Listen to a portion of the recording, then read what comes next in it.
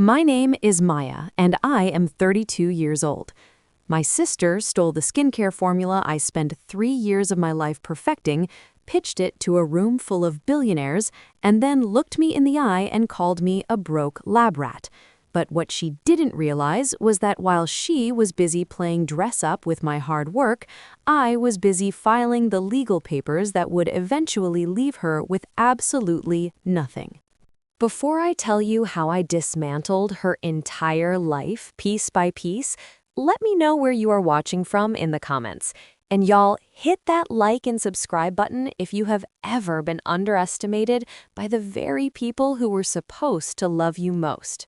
Now, to understand how we got here, I have to take you back to Sunday dinner at Big Mama's house in Cascade. You know the vibe. The humidity in Atlanta was sitting heavy that day, and the smell of collard greens with smoked turkey necks was hitting before I even got out of my car. I was driving my boring silver Lexus. It's paid off and it runs like a dream, but in my family's eyes, it might as well have been a horse and buggy. I walked into that kitchen and saw my mother, the ultimate enabler, hovering over a pot of mac and cheese. She didn't even look up. "Maya, you're late," she said, her voice flat. "And why are you wearing those scrubs? You look like you just crawled out of a basement." I looked down at my navy blue Figs scrubs. They cost me $140 for the set, and they were comfortable for a 12-hour shift at the pharmacy. I didn't tell her that. I just played the part of the gray rock. I stayed calm, I stayed neutral.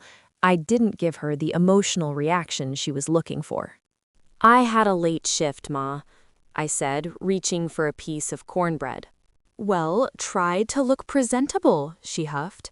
"Brianna is coming and she's bringing a special guest. She's actually doing something with her life, you know. She's an entrepreneur now." I almost choked on my cornbread. Brianna's last business was a boutique that lasted 3 months and cost my parents $30,000 of their retirement savings. But because she was the golden child with the look, she could do no wrong. A few minutes later, we heard the roar of an engine. I looked out the window and saw a white Range Rover pull into the driveway.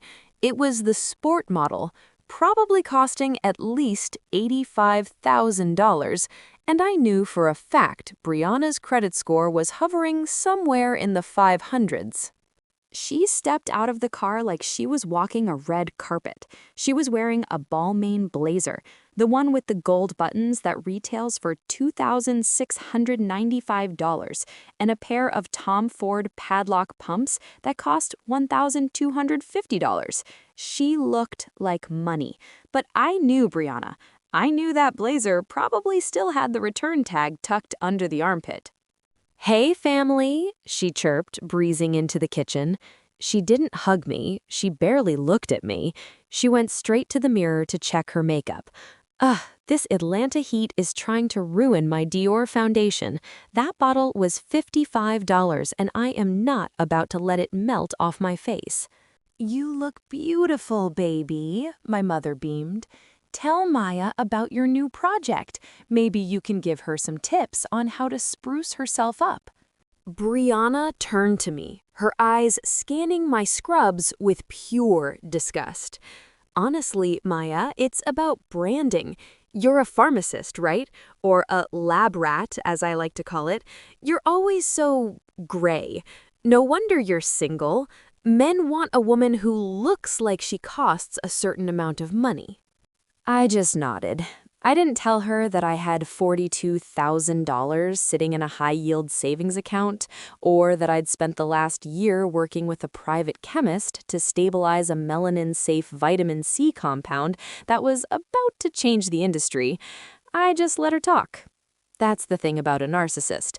If you give them a big enough stage, they'll eventually hang themselves with their own words. "Anyway," Brianna continued, tossing her fake Chanel boy bag onto the counter, and y'all, I could tell it was fake because the CC wasn't lined up, even though she probably told people she paid $5,000 for it. I'm launching a skincare line. It's called Glow Queen. It's going to be huge. I've already got interest from some big-time players in Buckhead." My heart stopped for a second. Glow Queen? That was the name I'd written in my notebook, the one I'd been using for my private prototypes. "That's a nice name," I said, keeping my voice steady. "Where did you get the idea?" Brianna laughed, a sharp, metallic sound. "Oh, you know me, I'm just creative. I've found some inspiration. I realized that the market is missing something for us, something high-end, something that says, 'I've arrived.'" She reached into her bag and pulled out a small glass vial. My blood ran cold. It was my prototype. It was the bottle I had left in my gym bag when I stayed over at my parents' house last weekend to help Big Mama with her physical therapy. I hadn't even realized it was missing. "I'm pitching this to a group of investors on Friday," she said, holding the vial up to the light like it was a holy relic. "They're talking about an initial seed investment of $250,000. Can you imagine? Me, the CEO of a multi-million-dollar brand?" "Brianna," I said, my voice low, "that's my formula. You took that out of my bag." The room went dead silent. My mother stopped stirring the greens. Brianna's face didn't even flicker with guilt. Instead, she turned on the gaslighting full blast.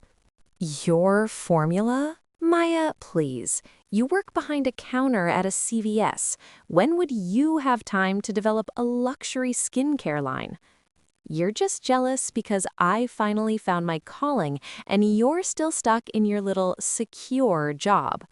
"I saw you take it, Brie," I lied, trying to see if she'd crack. "You're delusional," she spat. "Mom, tell her. Maya is always trying to claim my wins. She's been like this since we were kids. Remember when I won the pageant and she tried to say I cheated?" "Maya, hush up," my mother snapped. "Don't ruin your sister's moment with this bitterness. It's ugly. If you were so smart, you would have done something with the formula yourself. Brianna has the vision. She has the look. She's the one who can actually sell it." That was the moment. That was the pivotal, oops, I almost said it. That was the exact second I realized my family would never choose me. To them, I was just the scapegoat. I was the one who paid the bills and did the chores while the golden child took the credit. I looked at Brianna. She was smirking. She really thought she'd won. She thought that because she had the Tom Ford shoes and the entrepreneur title, she could just reach into my life and take whatever she wanted. "You're right, Ma," I said, standing up. "Brianna definitely has the look for it. I hope that pitch goes exactly how you deserve, Brie, truly." "Oh, it will," Brianna said, turning back to the mirror to apply a fresh coat of her $28 Fenty lip gloss. "And don't worry, when I'm a millionaire, I'll hire you to work in my warehouse. I know you like being around boxes and labels." I didn't stay for dinner. I walked out of that house, got into my Lexus, and sat in the driveway for a minute. My hands were shaking, but it wasn't from fear. It was from pure, cold adrenaline. I reached into my glove box and pulled out my phone. I dialed a number I'd had saved for months, but was too nice to use. "Hello? Yes, this is Maya. I need to speak with a trademark attorney. I want to check the status of a filing I started last year for the name Glow Queen, and I need to move forward with a patent for the melanin stabilizing compound immediately." I looked back at the house. I could see them through the window, laughing and celebrating a business that didn't exist yet. Brianna thought she'd stolen my future, but she forgot one small thing. See, Brianna is an actress. She's good at playing a part, but I'm a scientist. I know that for every action, there is an equal and opposite reaction, and hers was going to be expensive. I put the car in reverse and backed out of the driveway. I had work to do. I had to get to my storage unit, the one my family didn't know about, where I kept my real lab equipment and the original dated notebooks. As I drove away, I looked at the white Range Rover in the rearview mirror.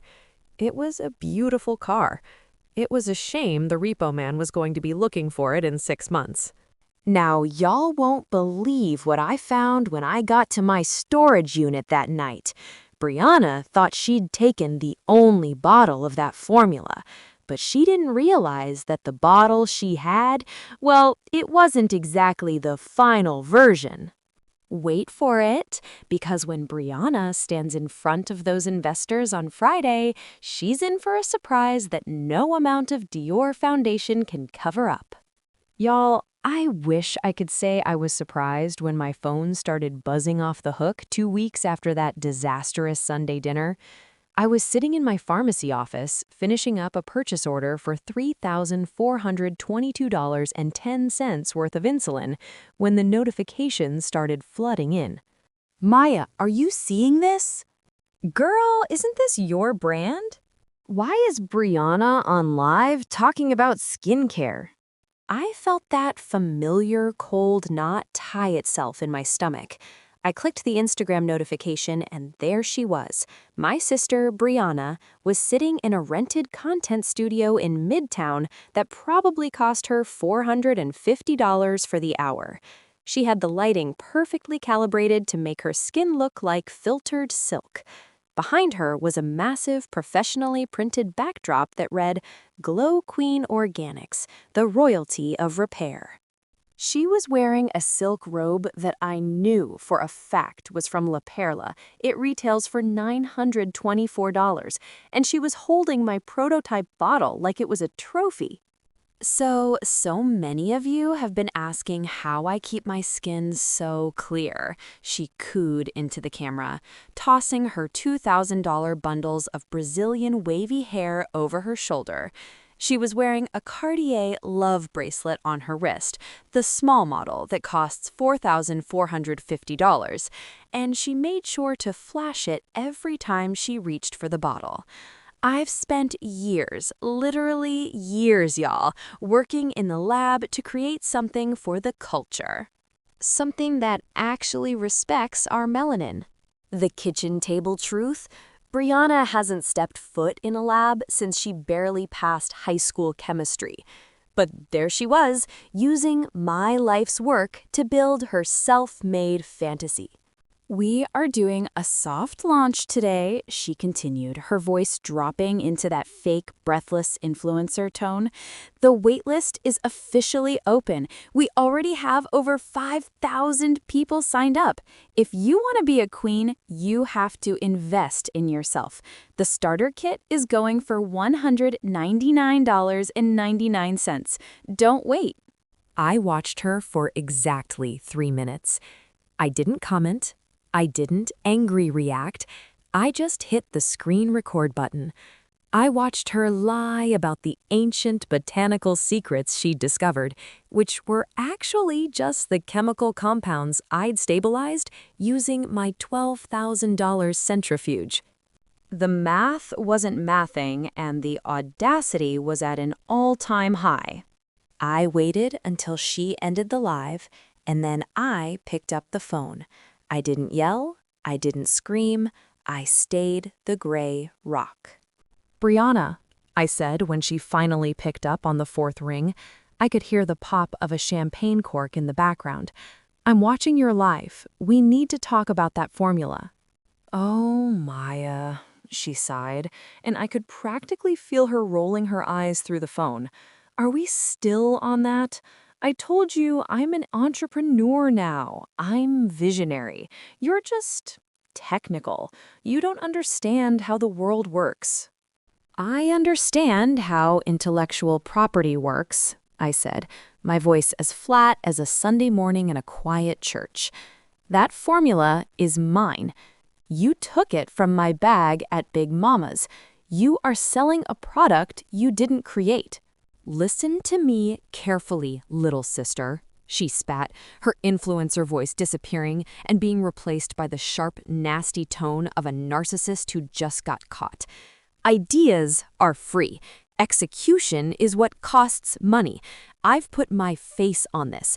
I've put my brand on this. I've already spent $15,000 on marketing and PR. Do you really think a judge is going to care about some notes in a dusty lad book when I have a 5,000-person waitlist and celebrity interest? So you're admitting you took it? I'm admitting I saved it, she laughed. It was sitting in your bag doing nothing. You were never going to launch it. You're too scared. You're too boring. I'm doing you a favor by making the name Maya mean something in this family for once, even if you are just the inspiration behind the scenes. I'm giving you one chance, Bree, I said, ignoring the insult. Stop the launch. Return the prototype.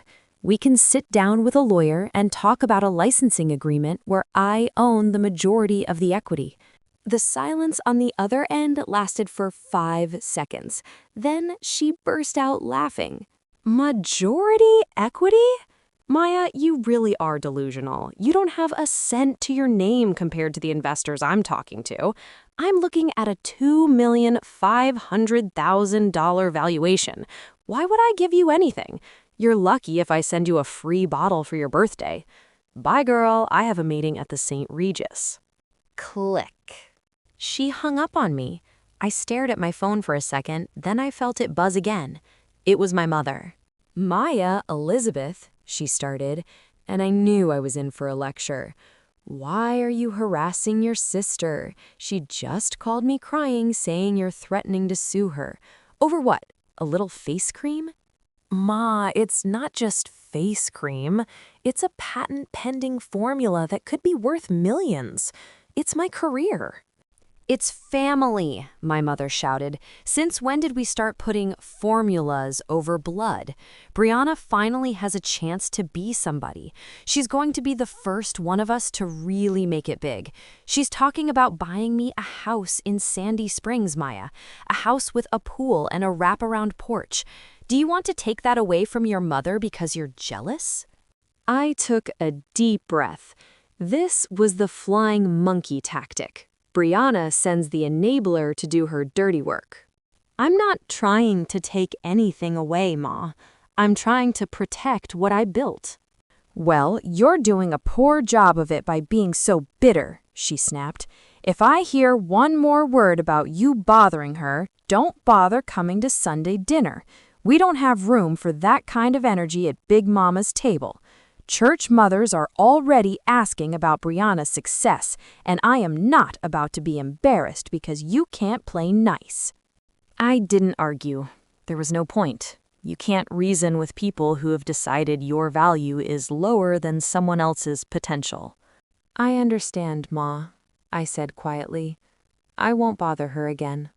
And I meant it. I wasn't going to bother her with phone calls or texts or sisterly advice anymore. From now on, the only person bothering Brianna was going to be someone in a suit with a subpoena. I went back to my computer. I pulled up the Instagram live recording I'd just made. I watched her talk about the special pH-balanced stability of the cream. She was reading my lab notes almost verbatim. But here is where the math really stopped matching for her. See, Brianna thinks I'm boring because I follow the rules. She thinks because I work as a pharmacist, I don't know how to play the high-stakes game. But what she doesn't know is that I spent $3,800 last year on a specialized trademark watch service. I opened my private email, the one no one in my family has. I had an alert from 3 days ago. Someone had tried to register the name Glow Queen Organics with the USPTO. The application was filed by Brianna Jenkins, LLC. But there was a problem. My application for Glow Queen, the one I filed 18 months ago, was already published for opposition. It was essentially mine. Her application was going to be flagged and rejected within weeks. But I wasn't going to tell her that. I watched as she posted a new photo. It was a picture of her at a high-end dealership, holding the keys to that white Range Rover. The caption said, "Invest in your dreams and the universe will provide. Hashtag CEO, hashtag Glow Queen, hashtag manifestation." The universe didn't provide that car, y'all. I'm willing to bet my last dollar she used the Glow Queen business plan, my business plan, to secure a predatory bridge loan from some fake rich shark she met in Buckhead. I leaned back in my chair and pulled out a fresh notebook. I didn't write a testament to my pain. I didn't delve into my feelings. I just started a list. Item 1. Screen recording of the IG Live. Evidence of public disclosure. Item 2. Copy of the USPTO filing. Evidence of intent to defraud. Item 3. The bank statement showing the $42,000 I have ready for legal fees.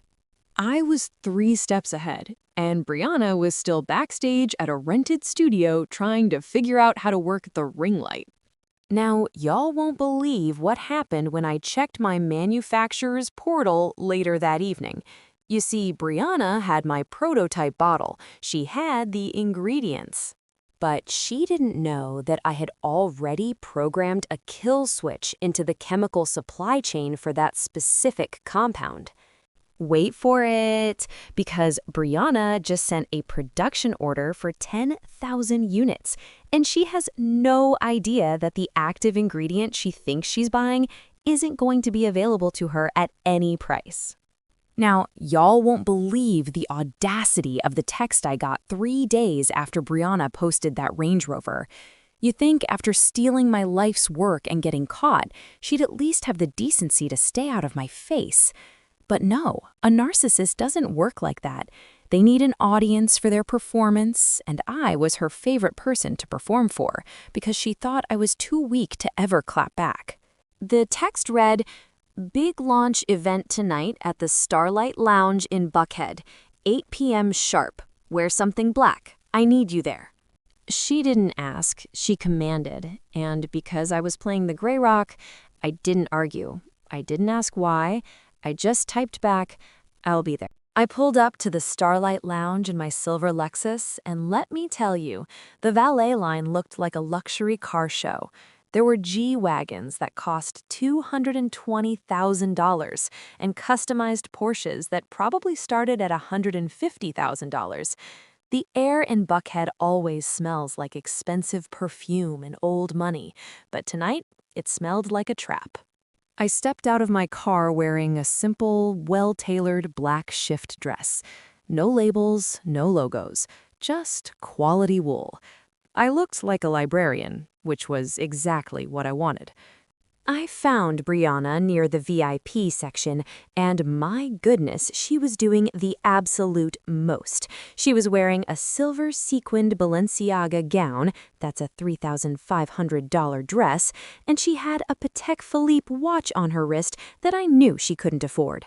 That watch retails for $48,000, and I'd bet my pharmacy license it was either a high-end super clone or she'd put it on a credit card with a 29% interest rate.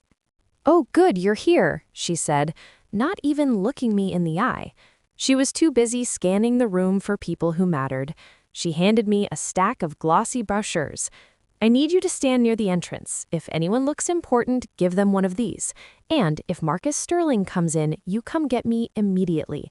Do not try to talk to him. You'll just embarrass me with your science talk." Marcus Sterling? I knew that name. He was a billionaire tech mogul who'd recently started a venture capital fund specifically for diverse founders. He was the big fish. If Brianna got him to sign, she'd have more money than she knew what to do with. "So I'm the help tonight?" I asked, my voice as calm as a lake at 5 a.m. "Don't be dramatic, Maya," she snapped, adjusting her hair. "You're my administrative assistant for the evening. It looks better if I have staff. Plus, you're good at being invisible. It's your superpower." I just nodded and took the brochures. I stood by that entrance for 2 hours, watching the fake rich crowd of Atlanta circle each other like sharks. I saw women carrying Birkin bags that cost $25,000 while their bank accounts were probably in the red. I saw men talking about six-figure months while they were split billing a $200 bottle of vodka.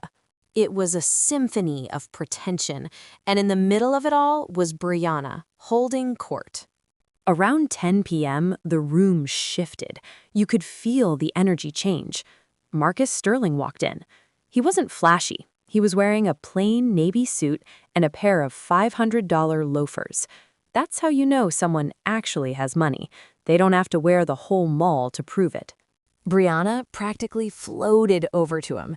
She looked like a predator who'd just spotted a gazelle. "Mr. Sterling," she purred, her voice dripping with that fake HBCU queen charm she'd practiced in the mirror. "I'm Brianna Jenkins, CEO of Glow Queen. I've been so looking forward to showing you why my brand is the future of luxury skincare." I drifted closer, staying in the shadows behind a large palm tree. I wanted to hear this. "I've heard a lot of buzz," Marcus said, his voice deep and skeptical. "But I'm a numbers guy, Miss Jenkins, and I'm a chemistry guy. My father was a pharmacist. I want to know about the stabilization of the vitamin C. That's the main problem with these organic lines. How did you solve the oxidation issue?" Brianna didn't miss a beat. She launched into a speech that was 90% fluff and 10% the words she'd stolen from my notebook. "It's all about the proprietary melanin stabilizing compound," she said, flashing a smile that probably cost $8,000 in veneers. "I spent 3 years in my private lab perfecting the pH balance. We use a cold press extraction method that costs us $52 per ounce to produce, but the results are worth every cent. It's not just a cream, it's a legacy." She reached into her clutch, a $3,000 Judith Leiber bag shaped like a lipstick tube, and pulled out a tiny sample vial. My vial. "This is the future, Marcus," she whispered, "and for a $2,500,000 investment, you can own 20% of that future." Marcus took the vial, looking at it closely. "And you have the patent for this?" "In progress," she lied, her eyes never flickering. "My legal team is finalizing the filings as we speak. We have total exclusivity." I watched from the shadows, my heart thumping against my ribs. It was one thing to see her lie on Instagram. It was another thing to see her attempt a $2 million fraud in person. She was committing a crime right in front of me. She turned for a second to wave at a photographer, and that's when she set her clutch down on the cocktail table to adjust her dress. She was so caught up in the fame of the moment that she forgot her surroundings. I moved. It took 3 seconds. I didn't take her money. I didn't take her Patek clone. I reached into my own small bag and pulled out a folded piece of paper. It was a formal cease and desist letter from my attorney, but I'd had it printed on heavy, cream-colored cardstock, so it looked like a VIP invitation. Inside the fold, I'd tucked a copy of my USPTO trademark receipt for the name Glow Queen, dated 18 months ago. I slipped the paper into her clutch, right next to her Dior lipstick. I walked back to the entrance, handed my last brochure to a confused-looking waiter, and headed for the valet. I was done being the invisible daughter for the night. I'd seen everything I needed to see. Brianna wasn't just a thief, she was a reckless gambler, and she just bet her entire life on a hand I'd already rigged. As I waited for my Lexus, I saw my mother pull up in her old sedan. She wasn't supposed to be here. She was wearing her First Lady of the Church Sunday best, a hat that probably cost $300, and a suit she'd saved for years. "Maya, what are you doing out here?" she asked, her face tight with worry. "Is Brianna okay? She called me an hour ago saying she was about to close a big one. She told me to come watch her coronation. She's inside, Ma, I said, opening my car door. She's definitely putting on a show. You should go in. You wouldn't want to miss the coronation.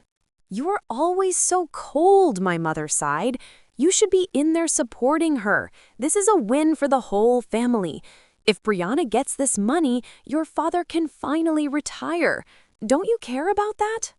I care about the truth, Ma, but I don't think anyone in that room is interested in that tonight. I drove away, leaving my mother to walk into the lion's den. I felt a twinge of guilt, but it was quickly swallowed by the memory of Brianna calling me the help.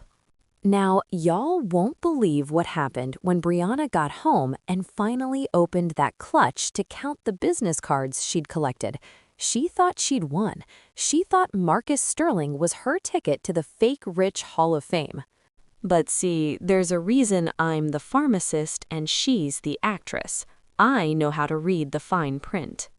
Wait for it, because when Brianna finds that paper in her bag, she's going to realize that the billionaire she just pitched to, well, let's just say Marcus Sterling has a very specific no fraud clause in his heart. Now, y'all won't believe the silence that followed that night in Bookhead. I expected a phone call the second Brianna found that cease and desist letter tucked next to her Dior lipstick. But for 48 hours, my phone was as quiet as a church mouse on a Monday morning. I should have known better.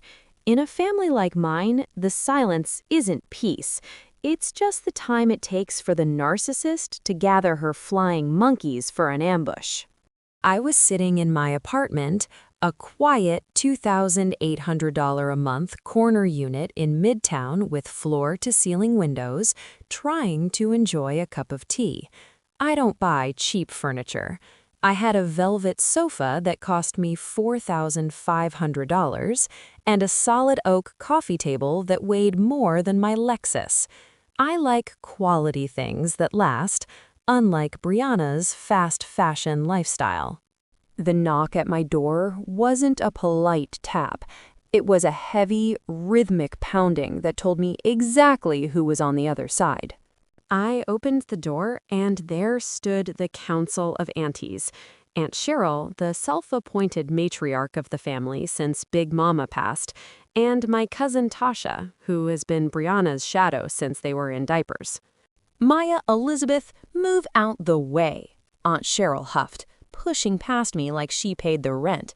She was carrying a Michael Kors bag that she probably paid $350 for at the outlet mall, and she was wearing enough gold-plated jewelry to set off a metal detector from a mile away.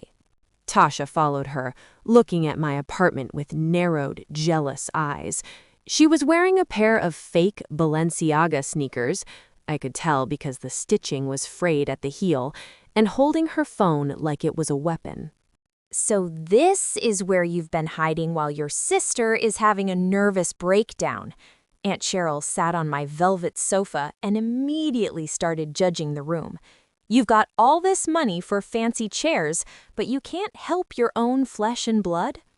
I closed the door slowly. I didn't get angry. I didn't raise my voice. I was the gray rock. I was just a boring, neutral surface for them to bounce their drama off of. "Hello to you too, Aunt Cheryl. Tasha, would you like some water?" "We don't want water, Maya," Tasha snapped, her voice high and grating. "We want to know why you're trying to ruin Brianna's life. She showed us that paper you put in her bag. A cease and desist against your own sister? Have you lost your mind?" "Brianna is a glow queen, Maya," Aunt Cheryl added, shaking her head. "She's finally about to put this family on the map. She told us Marcus Sterling was ready to hand her a check for $2,500,000, and then she finds a legal threat from you? She hasn't stopped crying for 2 days. She's had to take Xanax just to sleep." I leaned against my kitchen island, which was topped with a $5,000 slab of Calacatta marble. Brianna didn't tell you the whole story, did she? She told us enough, Tasha said, stepping toward me. She said you're jealous because she's the face of the brand and you're just the lab rat. She said you're trying to extort her for 90% of a company you didn't even start. The gaslighting was so thick in the room I could practically see it. I realized then that Brianna hadn't just lied, she'd crafted an entirely different reality where I was the villain. In her world, she was the hard-working visionary, and I was the screeping scapegoat trying to steal her shine. I didn't start the company, I said calmly. I created the formula. I filed the trademark. 18 months ago, I paid $5,200 in filing fees and legal consultations before Brianna even knew what a pH balance was. She stole a prototype from my bag at Big Mama's house. That's not jealousy, Tasha. That's theft. Aunt Cheryl waved her hand dismissively. Theft? Between sisters? Lord help us. We are a family, Maya. We don't talk about theft. We talk about sharing blessings. If Brianna is the one who can get the billionaires to listen, then you should be happy to provide the supplies. That's how a family works. We all play our parts. My part isn't to be a silent victim while she commits fraud, I replied. She lied to Marcus Sterling. She told him she had the patent. She told him she owned the trademark. If he finds out she's lying, and he won't just walk away. He'll sue her for every cent she has. I'm actually protecting her by telling her to stop now. Tasha laughed, a nasty, sharp sound. Protecting her? You're blocking her blessing. Do you know what that money would do for us? Brianna promised Big Mama's house would be renovated. She was going to pay for my daughter's private school tuition. That's $12,000 a year, Maya. You're taking that away from a child because your ego is bruised. And there it was. The flying monkeys weren't just there because they loved Brianna. They were there because Brianna had promised them a slice of a pie that wasn't hers to give. She'd bought their loyalty with my money. I am not responsible for Tasha's tuition, I said, my voice like ice, and I am not responsible for Brianna's lies. I have set a boundary. If she wants to use my formula, she can buy the license from me for $500,000 up front and 10% of all future royalties. Otherwise, she needs to change the name and find a new chemist. Aunt Cheryl stood up, her face turning a deep shade of red. $500,000? You've become a narcissist, Maya. Money has changed you. You're sitting here in this midtown paradise while your mother is worrying about how to pay for your father's heart medication. You are selfish. You are cold. You're exactly like those therapy people on the internet talk about, always talking about boundaries when you really just mean you don't care about nobody but yourself. I care about the truth, I said, and the truth is I've already paid for Dad's medication for the next 6 months. That was $2,400 out of my pocket. Did Brianna tell you that, or did she tell you she paid for it? Aunt Cheryl paused, her eyes flickering. She knew the answer, but an enabler will never admit the golden child is a fraud. It would break their own heart to admit they've been backing the wrong person. It doesn't matter who paid for what, Cheryl muttered. What matters is that you are hurting this family. If you don't drop this legal nonsense by Sunday dinner, don't bother showing your face. You'll be dead to us, Maya. No contact. Is that what you want? To be all alone with your fancy furniture and your formulas? I looked at her. I looked at Tasha. I saw the greed, the manipulation, and the total lack of respect for the work I'd put in. For years, I'd been the one they called when they needed a small loan of $500 or a free prescription filled. I was the reliable one, the boring one, the scapegoat. And I was done. If being dead to you means I don't have to watch my sister steal my life's work while you all cheer her on, then yes, I said, walking to the door and holding it open. I think no contact is a wonderful idea. I'll send you my lawyer's address if you need to reach me. Tasha looked like she wanted to spit on my floor. My $1,200 rug was too nice for that. But she followed Aunt Cheryl out into the hallway. "You're gonna regret this, Maya," Tasha yelled as the elevator doors started to close. "Brianna has friends in high places. You're just a pharmacist. You're nobody." I closed the door and locked it. My heart was pounding, but I didn't cry. I walked over to my desk and opened my laptop. I had a $500 an hour private investigator on retainer, and he'd just sent me a file. See, while Brianna was busy sending flying monkeys to my house to intimidate me, she forgot that I have access to the manufacturer's logs. I opened the document. Brianna had just made a massive mistake. She was so desperate to get the product ready for Marcus Sterling's final due diligence meeting that she'd bypassed the safety testing for the new formula she'd tried to whip up to replace mine. She'd ordered $50,000 worth of ingredients from a discount supplier in China. I scanned the chemical list. My eyes stopped on one specific compound, dihydroxyacetone, but in a concentration that was nearly triple what is legal for topical application. Now, y'all won't believe what happens when that specific concentration hits the skin and is exposed to the Georgia sun for more than 10 minutes. Brianna thought she could just find a new formula and keep the Glow Queen name. But see, the glow she's about to give her customers, it isn't the kind you can wash off.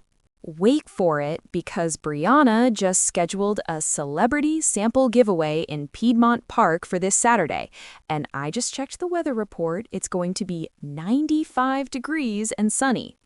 Now, y'all, after that flying monkey circus left my apartment, I didn't sit around crying into my $4,500 velvet sofa. I knew Brianna. When a narcissist feels like they're losing their grip on a lie, they don't back down, they double down. They spend money they don't have to look like the person they aren't. And Brianna was about to go on a spending spree that would make a lottery winner blush. 2 days later, I was back at Big Mama's house. I wasn't there for a Sunday dinner or a reconciliation. I was there to pack up the last of my laboratory equipment from the basement before they changed the locks.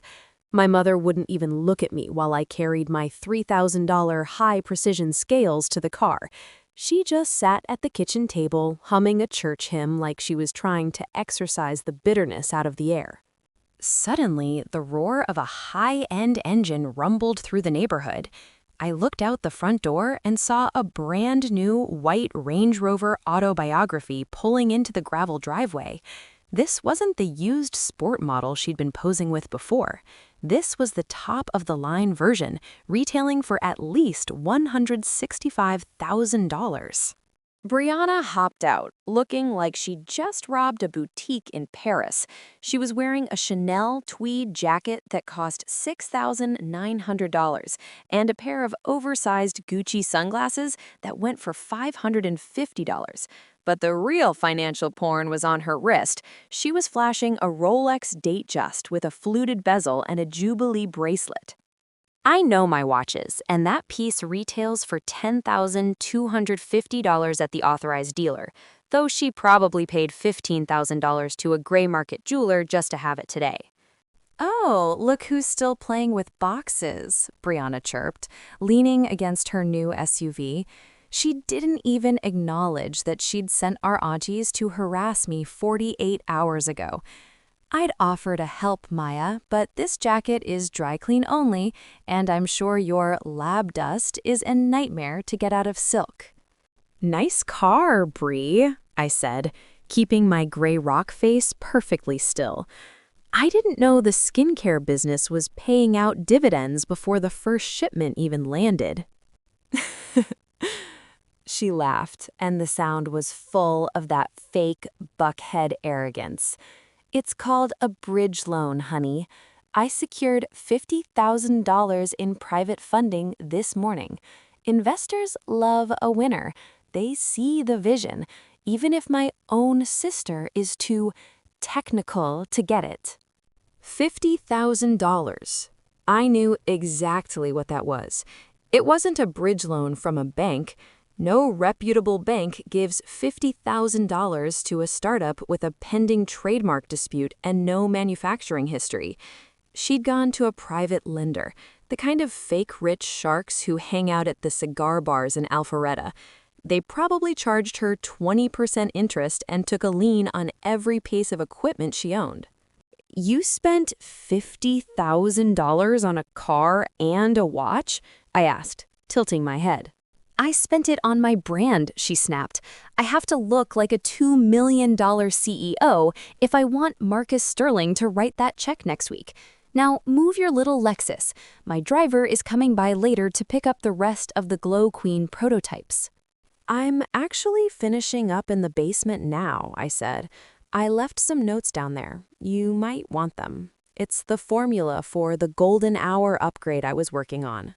Her eyes lit up. I saw the greed hit her like a physical weight. The golden hour upgrade? The one that makes the skin look like it's under a permanent filter? That's the one, I lied. It's 3 times more potent than the original. But it's tricky. The pH has to be exactly 3.5 or it won't stabilize. Just leave the notebook on the workbench, she said, trying to act like she didn't care. I'll have my team look at it. I'm sure we can figure it out. I went back down to the basement. On the workbench, I laid out a tattered blue notebook. I'd spent the last 3 hours carefully forging a set of scientific-looking entries. I used all of the therapy vocabulary I knew she'd love, words like synergistic glow and cellular boundary repair. But the chemistry? The chemistry was a disaster. I wrote out a formula that called for a massive concentration of dihydroxyacetone, the stuff they use in fake tanners, combined with a specific citrus-based acid.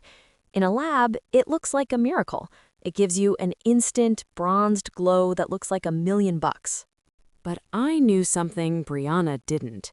When that specific concentration of DHA is exposed to direct ultraviolet light, like, say, a sunny day in an Atlanta park, it undergoes a rapid oxidation process.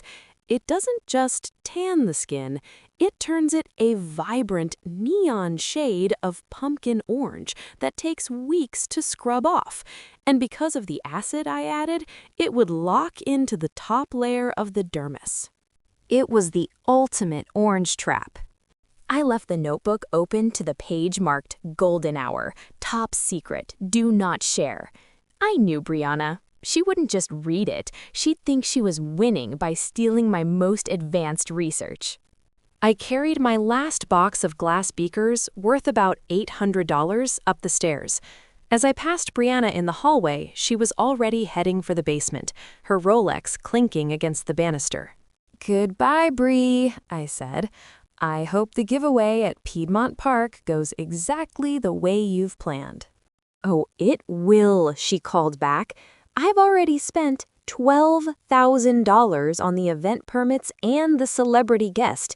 It's going to be the biggest thing Atlanta has seen since the Olympics. I got into my Lexus and drove away. I didn't feel bad. I didn't feel intertwined. There I go again, avoiding those AI words. I didn't feel connected to her drama at all. I felt like a scientist watching an experiment reach its boiling point. When I got home, I checked my email. I had a message from Julian, my attorney. He'd tracked down the source of Brianna's bridge loan. The $50,000 had come from a man named Big Vic. Vic was known for two things: lending money to desperate entrepreneurs and taking their cars when they couldn't pay the $3,000 weekly interest. Brianna had literally bet her new Range Rover and her reputation on a formula she'd stolen from a basement. The math really wasn't mathing. I poured myself a glass of wine, a $75 bottle of Sancerre, and sat out on my balcony. I pulled up the weather app on my phone.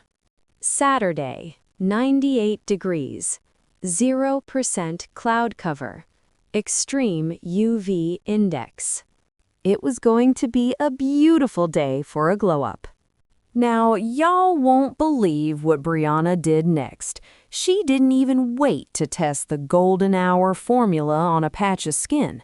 She was so pressed for time and so desperate to impress the church mothers and the bookhead elites that she sent the new notes directly to her manufacturer with an urgent tag. She paid a $3,500 rush fee to have 500 samples bottled and labeled by Friday morning. Wait for it, because when Brianna starts handing out those bottles to the who's who of Atlanta influencers under that hot Georgia sun, her brand isn't the only thing that's going to be stained. Now, y'all won't believe the notification that popped up on my phone at exactly 10:15 on a Tuesday morning. I was at the pharmacy, double-checking a prescription for $482 worth of specialized heart medication when my credit monitoring app started screaming. Someone had just attempted to verify a business entity using my social security number. I felt that familiar, cold stillness wash over me. That's the thing about being the Grey Rock. You don't panic. You just collect the data. I pulled up the report on my computer, and there it was. A request from a firm called Sovereign Due Diligence had been made to verify the founder's intellectual property release for Glow Queen Organics. Basically, Brianna was trying to prove to Marcus Sterling and his billion-dollar fund that she owned every single part of that company, including the parts she stole from me. But she knew she couldn't show them a trademark in my name. She needed a document that said I'd signed over my rights. She needed a founder's release for $500. I didn't call her, I didn't text her, I just went back to work. I filled a prescription for $750.30. I counseled a patient on their blood pressure meds. I was as boring and invisible as I'd ever been. But about an hour later, my phone buzzed with a text from Brianna. Hey sis, I'm at Le Bilbo K in Buckhead for a quick lunch. I know you're on your break. Come meet me? I have a peace offering. I hate how things left off at Big Mama's. Le Bilbo K, the place where the who's who of Atlanta goes to see and be seen. A lunch there for two people easily runs $350, especially if you're ordering the Cajun chicken and a bottle of high-end rosé. I knew it was a setup. I knew she had a peace offering in her bag that was probably printed on legal paper. I'll be there in 20 minutes, I replied. I didn't change out of my scrubs. I wanted her to see the lab rat. I wanted her to feel superior, because when a narcissist feels superior, they get sloppy. When I walked into the restaurant, the air was thick with the scent of Creed Aventus and $200 hairspray. Brianna was sitting at a prime table, wearing a white silk blouse from equipment that retails for $280 and a pair of Van Cleef & Arpels Alhambra earrings that cost $5,900. She had her $5,800 Hermes Constance bag sitting on the empty chair next to her like it was a guest. Maya, you actually came, she squealed, standing up to give me a fake air kiss hug. Sit down, sit down. I already ordered us a bottle of Domains Ott. It's $120 a bottle, but we're celebrating. Celebrating what, Brie? I asked, sitting down and smoothing out my figs scrubs. The future, honey. She leaned in, her eyes sparkling with that fake rich fever. Marcus Sterling's team is doing the final check. They're basically ready to wire the $2,500,000. Can you believe it? Our lives are about to change. I'm already looking at a penthouse in the Waldorf Astoria. It's $4,200,000, but with the investment, the mortgage is a joke. That's a lot of money for a brand that hasn't sold a single bottle yet, I said. It's about the potential, Maya. Don't be such a small-town pharmacist. Think like a mogul. She reached into her Hermes bag and pulled out a sleek gold pen, a Mont Blanc that costs $750, and a single sheet of paper. I just need you to do me one tiny, sisterly favor. The investors need to see that we're a united front. This is just a consultant acknowledgement. It basically says you were a paid advisor for $500 and you're happy for me to take the lead. I looked at the paper. It wasn't a consultant acknowledgement. It was a full, ironclad intellectual property transfer and release of claims. If I signed that, I was giving her the trademark, the patent, and the right to never mention my name again for the price of a decent pair of shoes. $500? I asked, tilting my head. That seems low for 3 years of lab work. It's a formality, Maya. She waved her hand and her Rolex Datejust, the $10,250 one, clinked against the table. I'll take care of you on the back end. Once the millions hit, I'll buy you a house. I'll get you out of that pharmacy. Just sign it so we can get past this legal nonsense you started. I don't think I can sign this, Bree. It's not accurate. Her face shifted in a heartbeat. The peace offering mask fell off and the predator came out. Listen to me, Maya Elizabeth. You are going to sign this paper. I've already spent $50,000 of Big Vic's money. I've already promised the family the world.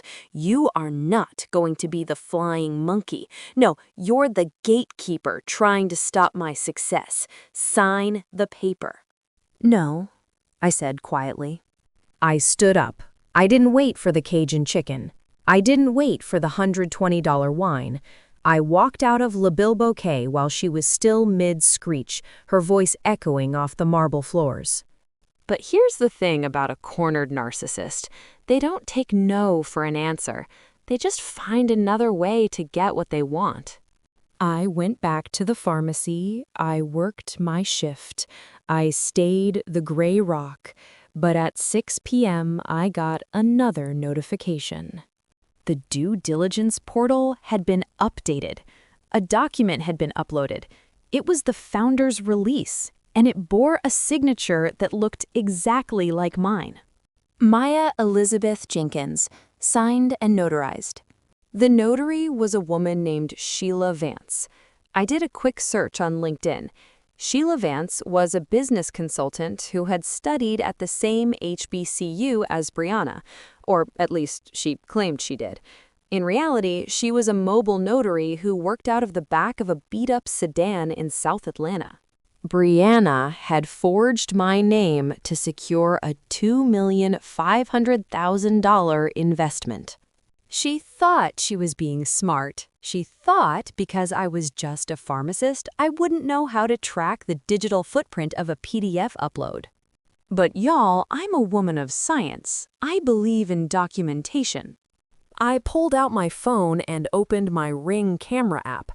I have a camera in my apartment, and I also have a small hidden nanny cam in the storage unit where I kept my lab books. I went back to the footage from yesterday afternoon when I was moving out. The video was crystal clear. It showed Brianna and Tasha, the flying monkey cousin, sneaking into the basement of Big Mama's house while I was at work. It showed them looking through my discarded papers. It showed Brianna holding up a copy of my old pharmacy license, which had my legal signature on it. And then it showed something even better. It showed Brianna sitting at my old workbench, practicing my signature on a pad of paper over and over again. She was laughing. She held up one of the attempts to Tasha and said, "Look at this. Maya is so boring, even her signature is easy to fake. She'll never even know." She did it right there on camera. Under the light of a $45 shop lamp, she committed a felony. I didn't call the police. Not yet. That's not how you destroy a narcissist. You don't stop the crime, you let them finish it, so the restitutions are higher. I downloaded the video and saved it to 3 different cloud drives. Then I sent a copy to Julian, my attorney. "We have the forgery on tape," I told him. "Perfect," Julian replied. His voice was as smooth as a $200 glass of cognac. "She just turned a civil trademark dispute into a criminal fraud case. Marcus Sterling's team is going to have a field day with this during the red wedding. The public reveal." Now, y'all won't believe what Brianna did next. She was so confident that her forgery had cleared the path that she went out and put a down payment on a $5,500 custom booth for the celebrity giveaway at Piedmont Park. She even hired a videographer for $2,000 to document her big day. Wait for it, because Brianna is about to realize that the founder's release she forged, well, it's not the only thing that's going to be released this weekend. Now, y'all won't believe how quiet my heart felt after seeing that forged signature on the investor portal. Most people would have been screaming, crying, or calling the police to report a felony, but I just sat there in my midtown apartment and finished my tea. When you're the gray rock in a family of narcissists, you learn that emotions are just fuel for their fire, and I wasn't about to give Brianna a single spark. I didn't need a tantrum, I needed a shark. The next morning, I pulled my silver Lexus into the parking garage of a glass and steel tower in Midtown. I wasn't going to work at the pharmacy, I was going to see Julian Vance. Now, let me tell you about Julian. He's a Howard University grad, proud HBCU man, and he's the kind of intellectual property attorney who doesn't even take a meeting unless your case has at least 7 figures on the line. I walked into his office on the 40th floor, and the financial porn was hitting from every angle. The lobby had a custom-made receptionist desk carved from a single block of black obsidian that probably cost $35,000.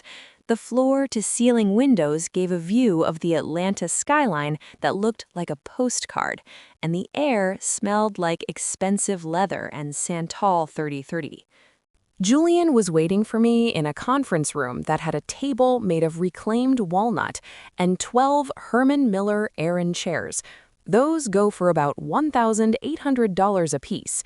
He was wearing a bespoke charcoal gray suit with a subtle pinstripe and a pair of Christian Louboutin loafers that had the signature red soles flashing as he crossed his legs. "Maya," he said, his voice as smooth as a glass of 50-year-old scotch. "I've been looking over the files you sent. Your sister is either the bravest person I've ever seen or the most delusional. Probably both." "She's desperate, Julian," I said, sitting down. I didn't fidget. I didn't look nervous. I just placed my bag on the table. She's already spent the money she hasn't even received yet. She thinks a forgery is just a shortcut to her billionaire lifestyle. Julian leaned back, tapping a gold Cartier pen, the kind that retails for $920, against a thick legal folder. "Well, she's in for a rude awakening. I've confirmed that your trademark for Glow Queen is officially through the opposition period. It's yours. And the patent for the melanin stabilizing compound, I've got the preliminary approval right here. You own the science, Maya. You own the name. You own the whole table. And she's just trying to sit in your chair." He slid a document across the table. It was a forensic audit of Brianna's Glow Queen LLC filings. "She's been busy," Julian continued. "She filed a fake founder's release using your social security number. That's identity theft and wire fraud, especially since she used it to secure that bridge loan from Big Vic. By the way, Big Vic is someone you don't want to owe a dime to. He's currently charging her a weekly interest rate of $3,000. If she doesn't close that deal with Marcus Sterling, she's not just going to be broke, she's going to be looking over her shoulder for the rest of her life. I looked at the numbers. It was a mess of greed and bad math. Brianna had spent $12,500 on a celebrity giveaway event and another $8,000 on a PR firm just to get her face in a local magazine. She was burning through cash like it was kindling. "I need to know we can end this publicly," I said. "I don't want a quiet settlement. I want Marcus Sterling to see exactly who he's getting into bed with. I want the family to see it too." Julian smiled, and it wasn't a nice smile. It was the smile of a man who enjoys the hunt. "Oh, we're going to do better than a settlement. We're going to let her walk right into the trap. The Angels Summit is in 10 days. It's at the Ritz-Carlton. Marcus Sterling will be there, the press will be there, and every who's who in Atlanta will be watching." "What's the cost, Julian?" I asked. "I'm a pharmacist. I deal in precision. I knew an attorney of his caliber wasn't cheap." "To handle the criminal fraud, the trademark infringement, and the public execution, my retainer is $15,000, he said, his eyes never leaving mine. "And that's just to get started. My hourly rate is $650. I didn't blink. I reached into my bag and pulled out a heavy designer envelope. I'd gone to the bank that morning and withdrawn the cash. I laid it on the table. $15,000 in crisp, clean $100 bills. It was a thick stack, tied with a rubber band, sitting there on that walnut table like a silent promise. "Consider it paid," I said. Julian picked up the stack, didn't even count it, and tucked it into his desk drawer. Now, y'all won't believe the technical trap we're setting. Since she forged your signature on a digital portal, she's left a trail of metadata that even a high schooler could follow. I've hired a digital forensic expert. He's a buddy of mine from Morehouse, and he's already mapped out every IP address she used to access your accounts. "And the Piedmont Park giveaway?" I asked. "The golden hour formula?" "We let it happen," Julian said. "If people get a little orange, that's a civil matter for her to deal with. But it will provide the perfect character evidence we need to show she has no idea what she's doing. She's selling a dangerous product under a stolen name. It's a slam dunk." I stood up to leave. I felt a strange sense of calm. For years, I'd been the boring daughter who saved her money and followed the rules. I was the one who paid for the Sunday dinners and bought the church mother's gifts while Brianna took the credit. I was the gray rock. But now that rock was turning into a mountain, and Brianna was about to realize she was standing right in the path of a landslide. "One more thing, Maya," Julian called out as I reached the door. "I saw your sister's latest post. She's wearing a Patek Philippe watch. She claims it was a gift from an anonymous investor." "It's a clone," I said, not even turning around. "I saw it at the lounge. The date wheel is off by a millimeter. She probably paid $2,000 for a fake that's supposed to look like $50,000. "Exactly," Julian laughed. "She's a fake through and through. See you at the summit, Maya. Wear something expensive. We're going to need you to look like the $2 million founder you actually are." I walked out of that office and headed straight to Phipps Plaza. I didn't go to the pharmacy. I went to the Chanel boutique. I walked in and I didn't look at the price tags. I bought a classic flap bag in black caviar leather, that's $10,200, and a pair of heels that cost $950. I was done playing small. I was done being invisible. As I drove home, I saw a text from my mother in the family group chat. So proud of our CEO, Brianna. She just sent me a photo of her new office in Buckhead. God is so good. Maya, I hope you're watching and learning how to be a team player. I didn't reply. I just deleted the chat. Now, y'all won't believe what Julian found when he dug into the expert witness Brianna had hired to verify her lab results for the investors. She thought she was being slick by hiring a doctor from a defunct online university to sign off on her stolen science. But see, Julian has a very long memory, and he knows exactly who that doctor really is. Wait for it, because Julian told me one more thing before I left his office. A small detail about the Ritz-Carlton ballroom where the Angel Summit is being held. Now, y'all won't believe the kind of dirt you can dig up when you have a $650 an hour attorney and a digital forensic expert on your side. I was back in Julian's office, sitting in one of those $1,800 chairs, watching him pull up a spreadsheet that looked like a roadmap to a crime scene. While Brianna was busy posting girl boss quotes on Instagram and sipping $40 cocktails at the Garden Room, Jillian had been performing a forensic autopsy on her bank accounts. Maya, your sister isn't just a thief, Julian said, leaning back and adjusting his $200 silk tie. She's a reckless amateur. She's been treating that $50,000 bridge loan from Big Vic like a lottery win instead of a business debt. He tapped a key on his laptop, and the screen filled with a list of transactions that made my head spin. I'm a pharmacist. I deal with precise measurements and strict inventories. Brianna deals in smoke and mirrors. Look at this, Julian pointed to a line item. $12,000 for a corporate retreat to Tulum, Mexico. Except when we checked the flight manifests, she didn't take a team. She took Tasha and 2 other cousins. They stayed at a villa that cost $3,500 a night and charged $2,000 worth of high-end tequila to a business debit card. So she's embezzling from herself? I asked, keeping my voice as flat as a Sunday morning. Worse, Julian replied. She's embezzling from Big Vic. And trust me, that man doesn't do team retreats. He expects every cent of that $50,000 to be used for production.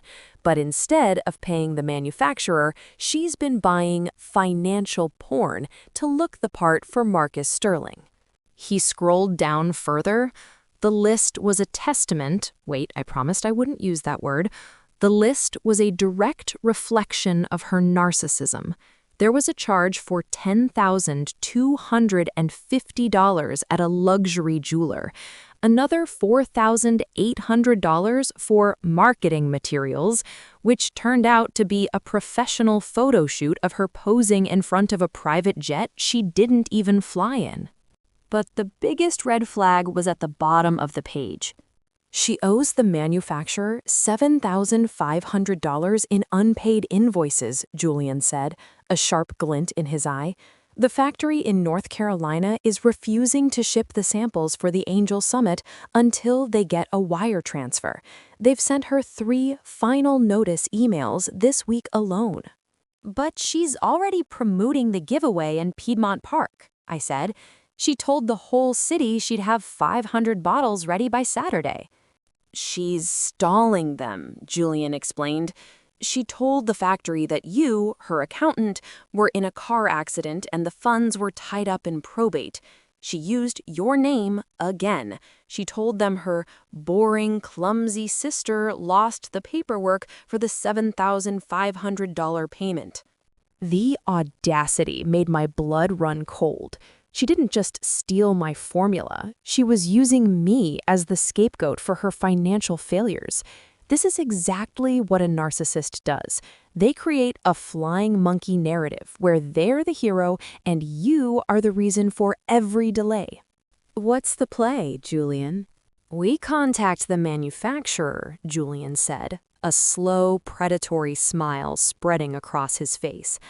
I happen to know the owner. He's a fellow HBCU alum, Morehouse man, class of '98. I'm going to let him know that Maya Jenkins is very much alive, very much uninjured, and that the Glow Queen brand is currently involved in a massive intellectual property lawsuit. And the $7,500? We let it sit. We don't pay it. We let the manufacturer hold those bottles hostage. But, he paused, we make sure they're ready to be released at a moment's notice to the right owner. I stood up and walked to the window. Down below, Atlanta looked like a toy city, full of people rushing around trying to be someone. I thought about Big Mama. I thought about how she used to say, the truth don't need a fancy coat to stay warm, but a lie will freeze to death in a mink. Brianna was wearing a mink, but the temperature was dropping. I pulled out my phone. I hadn't texted her since the peace offering lunch at Les Bouquet. I opened our chat. She had sent me a photo of her new office earlier, a rented suite in Buckhead that probably cost $3,000 a month. She was sitting in a white leather chair, looking like a queen. I typed a message. My hands were steady. I didn't use any therapy talk. I just asked a simple question. Are you sure you want to go through with the pitch to Marcus Sterling on Thursday? I'm giving you one last chance to walk away before this becomes public. I hit send. My phone buzzed almost instantly. Don't be a hater just because you're stuck in a pharmacy while I'm about to be on Forbes, she replied. Stay in your lane, Maya. My lawyers already have your consultant release on file. You're done. Don't bother coming to Big Mama's this Sunday. Nobody wants a gray rock at the celebration dinner. She really thought the forgery had worked. She really thought she'd deleted me from my own life for the price of a $500 lie. She rejected the offer, I told Julian, sliding my phone back into my pocket. Good, Julian said, closing his laptop. I was hoping she would. It makes the red wedding reveal so much more satisfying when the villain is arrogant until the final second. I left his office and drove back to my midtown apartment. I didn't go to sleep. I spent the evening looking at my bank accounts. I had $354,000 in liquid assets. I'd been living like a boring pharmacist while I built my empire in the dark. I looked at the $5,200 custom-built display case I'd ordered for my real products. It was sitting in the corner, covered in a cloth. The math was finally mathing.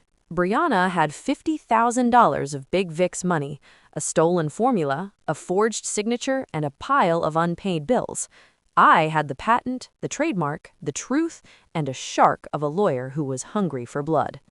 Now, y'all won't believe the secret Julian found when he looked into the celebrity guest Brianna hired for her Piedmont Park giveaway. She'd paid $10,000 to a popular Atlanta influencer named Kiki Glow to be the face of the event. But see, Brianna didn't realize that Kiki Glow has a very severe allergy to one of the golden hour ingredients I'd written in that fake notebook. Wait for it. Because when Kiki Glow applies that high-concentration DHA under the Saturday sun, Brianna's Glow Queen brand isn't just going to be orange. It's gonna be a crime scene. Now, y'all won't believe where I decided to stage our final family showdown.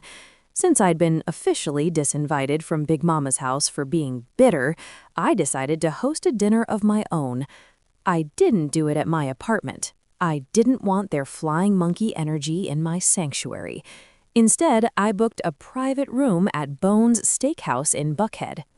If you know Atlanta, you know Bones is where the real old money sits.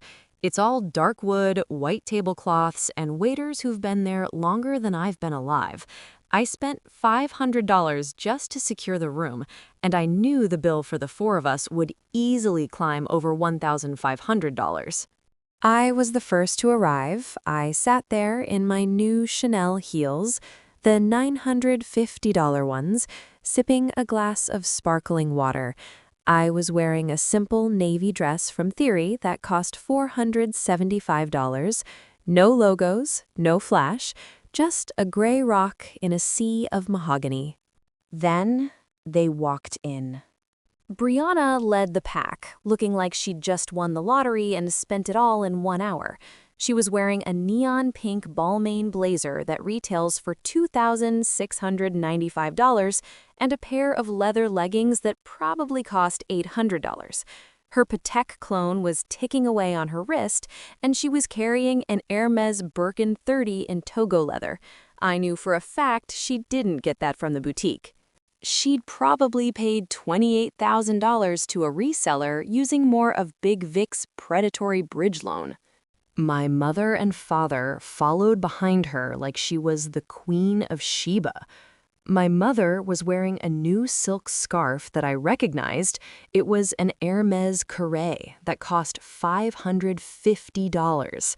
Brianna was clearly spreading the stolen wealth around. "Well, look at this," Brianna said, not even waiting for the waiter to pull out her chair.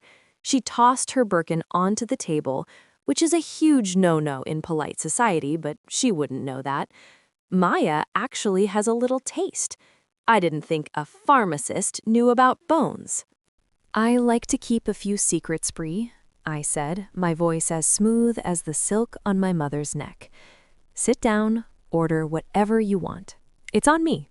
"It better be," my mother huffed, adjusting her scarf. "After that legal paper you put in your sister's bag, the least you can do is buy us a decent steak. I still can't believe you'd try to sue your own blood, Maya. It's just not how we raised you." The waiter came by, and Brianna immediately ordered the most expensive thing on the menu, the A5 Wagyu strip, which was $225, and a bottle of Screaming Eagle Cabernet for the table.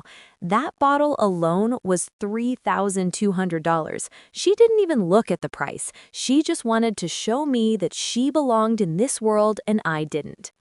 I let them eat.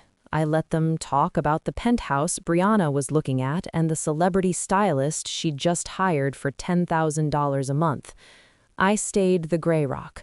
I listened to the narcissist's monologue without interrupting. I watched my father, the enabler, nod along to every lie, probably thinking about how he'd never have to worry about his heart medication again. When the dessert menus arrived, I set my water glass down. The clink of the crystal against the table was the only warning they got. "Brianna," I started, and the room seemed to get 5 degrees colder. "I brought you here because I wanted to give you one last chance.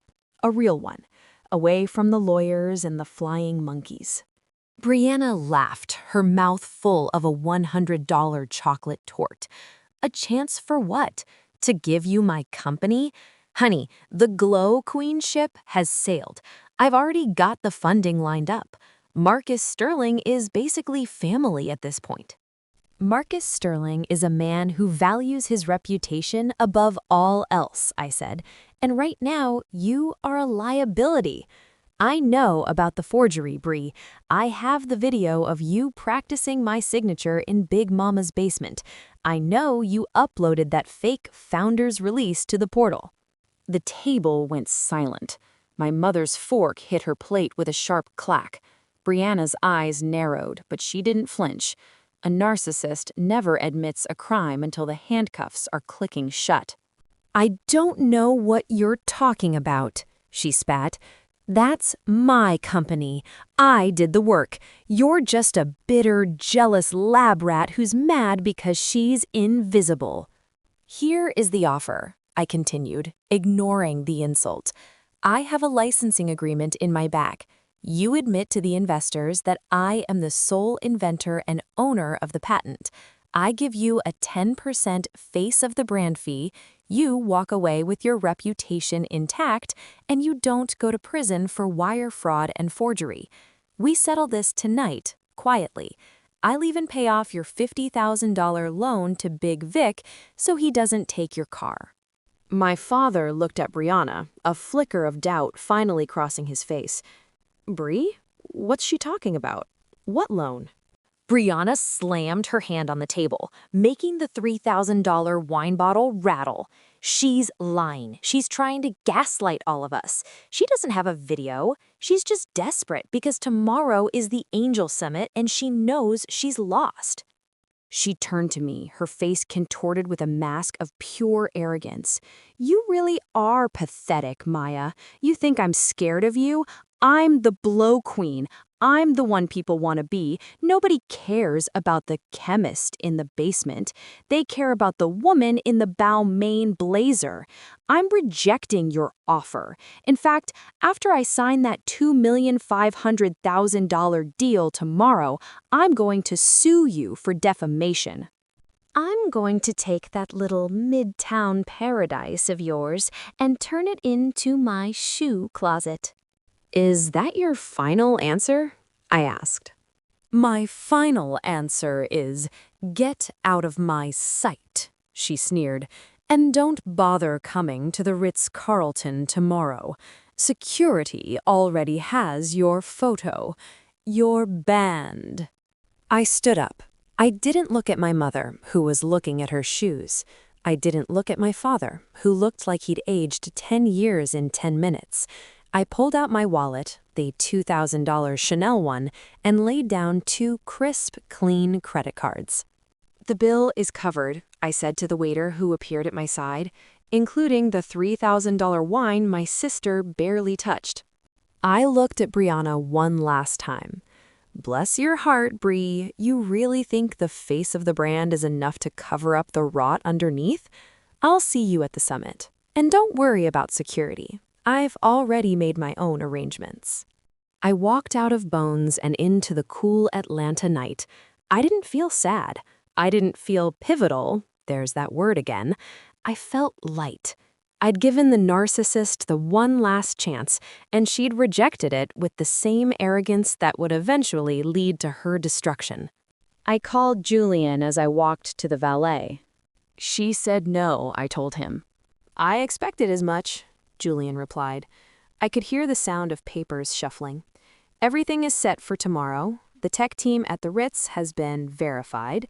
Their projector is rigged, and Marcus Sterling's personal assistant just confirmed he'll be in the front row. And the Piedmont Park giveaway? Oh, it's happening right now, Julian said. The celebrity sample event started an hour ago. The sun is just starting to set, but the UV index was a 10 today.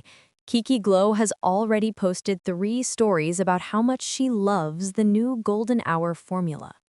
I got into my Lexus and pulled up Instagram. I saw Kiki Glow's story. She was sitting in a lounge chair, her skin covered in the high concentration DHA formula I'd designed to fail. She looked glowing and bronzed. But I knew the science. I knew that in about 4 hours, that bronze was going to turn into a vibrant neon shade of sunset orange. And it wouldn't just be Kiki.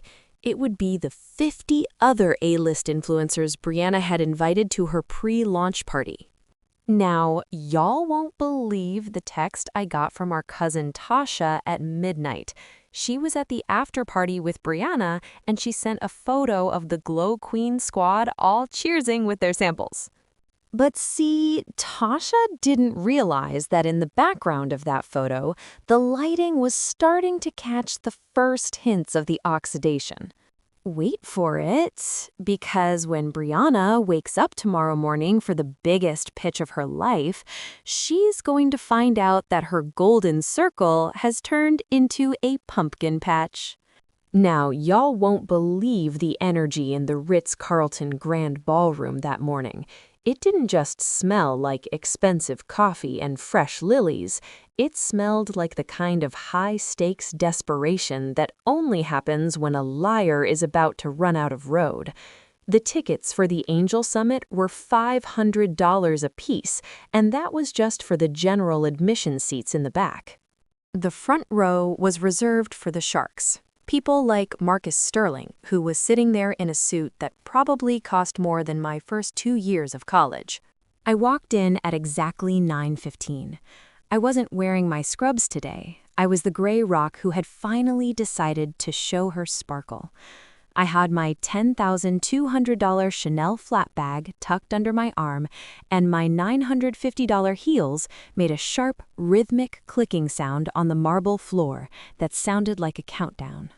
Julian was already there, looking like $1,000,000 in a bespoke suit. He'd spent $350 just on his haircut that morning, and it showed. He leaned in as I sat down next to him in the VIP section, a spot he'd secured using his expert ally connections. "Have you seen her?" Julian whispered, his eyes scanning the room. "Not yet," I said, keeping my voice steady, "but I've seen her Instagram. It's a mess." Y'all, I pulled up my phone and showed him. Kiki Glow, the influencer Brianna paid $10,000 to, had posted a video at 3 in the morning. She was in a bathroom with lighting that cost $2,000, and she was screaming. Her face wasn't bronzed anymore. It was a deep neon highlighter orange that looked like she'd been dipped in a vat of Cheeto dust. And it wasn't just her. The comments were flooded with other women who had attended the Piedmont Park giveaway. "Glow Queen turned me into an Oompa Loompa," one comment read. "My skin is burning and I look like a traffic cone. I'm suing." Brianna had tried to delete the tags, but once something goes viral in Atlanta, you can't stop it. It's like trying to stop the rain during a summer thunderstorm. Suddenly, the side doors of the ballroom swung open. Brianna marched in, and y'all, she looked like she was heading into battle. She was wearing that white Balmain suit, the $2,695 one, but she was wearing so much full coverage foundation, I thought her face might actually crack if she smiled. She had a $5,000 silk scarf wrapped tightly around her neck, and she was gripping her $3,000 Judith Leiber clutch like her life depended on it. Tasha and Aunt Cheryl were trailing behind her like a pair of frantic flying monkeys. Aunt Cheryl was carrying a stack of Glow Queen brochures that probably cost $2,000 to print, and Tasha was frantically typing on 2 different phones. "She looks like she's seen a ghost," Julian chuckled. "She's seen the future," I replied, "and it's orange." Brianna spotted me in the VIP section, and for a second I saw the mask slip. Her eyes went wide, and her face turned a shade of red that fought with the orange tint peeking through her jawline. She stomped over to us, her $10,250 Rolex clinking against her wrist. "What are you doing here?" she hissed, leaning over the velvet rope. "I told security you were banned. You don't belong in this section. These seats are for real founders." "I'm just here to support my sister, Bree," I said, giving her a look that was as calm as a Sunday morning after a long prayer. "I wanted to see you close the deal of a lifetime. How was the giveaway at the park? I heard it was vibrant." "You did this," she snarled, her voice shaking. "You sabotaged the samples. I'm going to have you arrested for poisoning my brand. Do you know how much money you've cost me? I had to pay Kiki Glow another $5,000 just to keep her from posting the second half of that video." "I didn't do anything but give you what you wanted," I said. "You wanted my top secret notes. You took them. You manufactured them. You're the CEO, remember? Everything that happens to this brand is on you." "Get out," she whispered, her face inches from mine, "before I make a scene that even Julian Vance can't fix for you.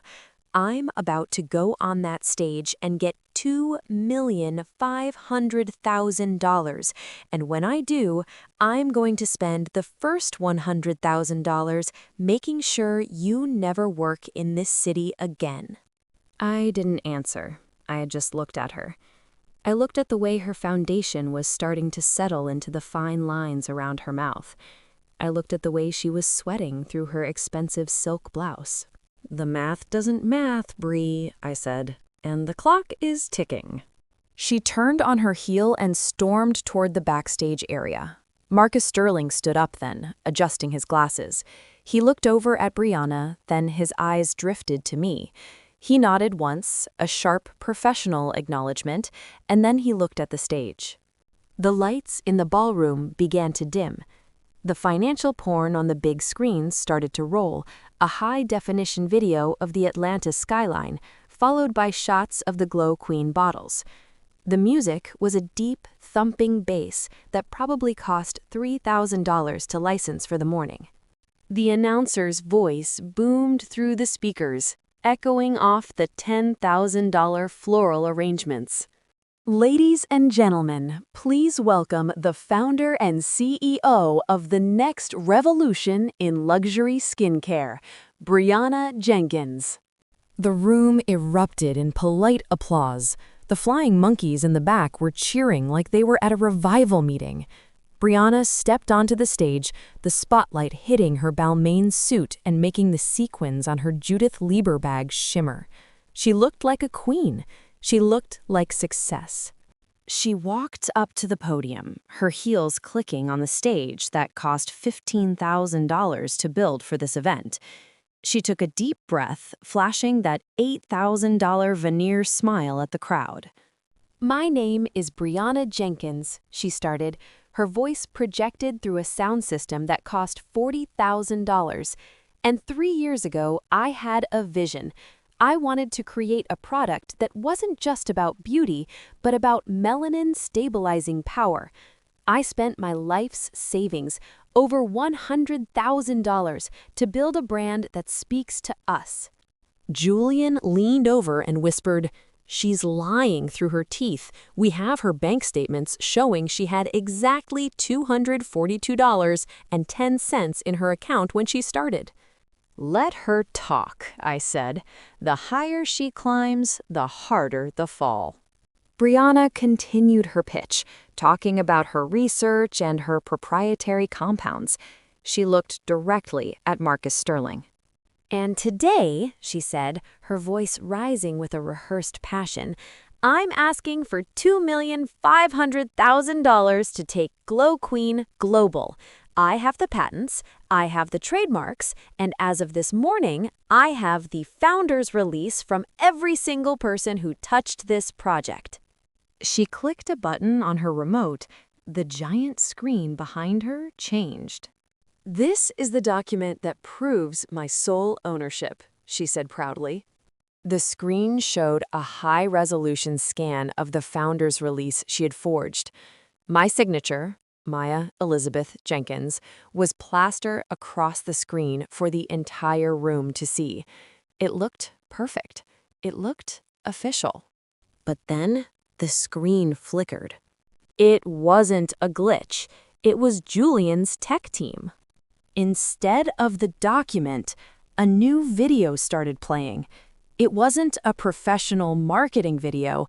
It was grainy, black and white footage from a $45 shop lamp in a basement. It showed Brianna Jenkins sitting at a workbench, hunched over a piece of paper. It showed her practicing a signature over and over again. And then the audio kicked in, loud and clear, piped through that $40,000 sound system. "Look at this," Brianna's voice echoed through the ballroom. "Maya is so boring, even her signature is easy to fake. She'll never even know. Once I get that $2,500,000, she can rot in that pharmacy for all I care." The ballroom went dead silent. You could have heard a pin drop on that $15,000 stage. Wait for it, because Brianna is standing in that spotlight, and for the first time in her life, she's not looking at her fans. She's looking at the front row, where Marcus Sterling is slowly taking off his glasses. Now, y'all won't believe the way the oxygen just seemed to leave that ballroom. You know that silence that happens in church right after the preacher calls out a specific sin and everyone knows exactly who he's talking about? It was just like that. Only instead of a wooden pew, we were sitting on $500 rental chairs, and instead of a choir, we had the hum of a $40,000 sound system vibrating in our chests.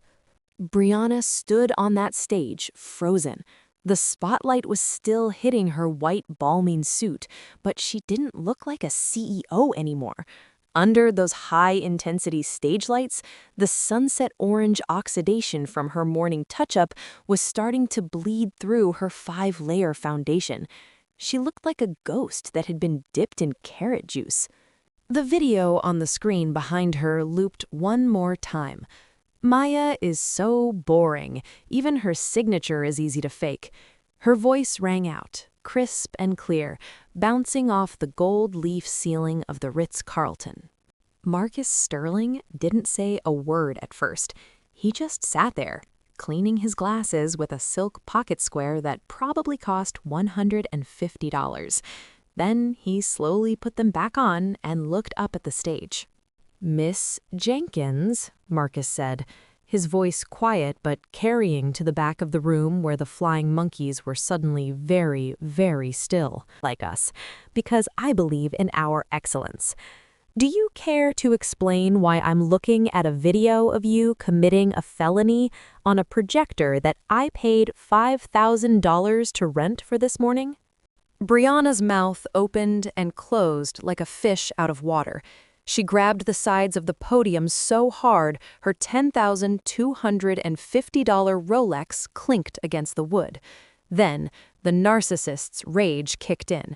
She didn't apologize. She didn't cry. She went for the throat. "This is a deep fake," she screamed, her voice cracking and echoing through the ballroom. "Maya, I know you did this. You're so desperate to steal my shine that you've hired hackers to ruin me. Marcus, don't listen to her. She's a bitter lab rat who's been trying to gaslight me since we were kids at Big Mama's Sunday dinner. She's jealous of my vision. She's jealous of the Glow Queen brand." She turned toward the VIP section, pointing a trembling finger at me. Her Judith Leiber bag, the $3,000 one shaped like a lipstick, fell off the podium and hit the floor with a heavy thud. "Security! Get her out of here!" Brianna shrieked. "She's sabotaging a multi-million-dollar deal. Do you know who I am? I'm the face of this industry. I have a 5,000-person wait list. I have investors in Buckhead who would kill for this deal." I didn't move. I didn't flinch. I just sat there, in my $950 heels, draped in the calm of a woman who has her receipts organized in a 3-ring binder. I was the gray rock, and she was the storm breaking itself against me. Julian Vance stood up then. He didn't yell, he just adjusted his cufflink, a gold piece that cost $2,500, and cleared his throat. "Mr. Sterling," Julian said, his voice echoing with the authority of a man who owns the room. "My name is Julian Vance, and I represent the actual owner of the Glow Queen trademark and the patent for the melanin-stabilizing compound.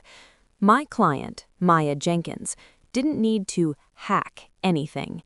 That video was recorded in her own place of business, where the defendant was caught on camera stealing intellectual property and practicing the forgery you see on that screen."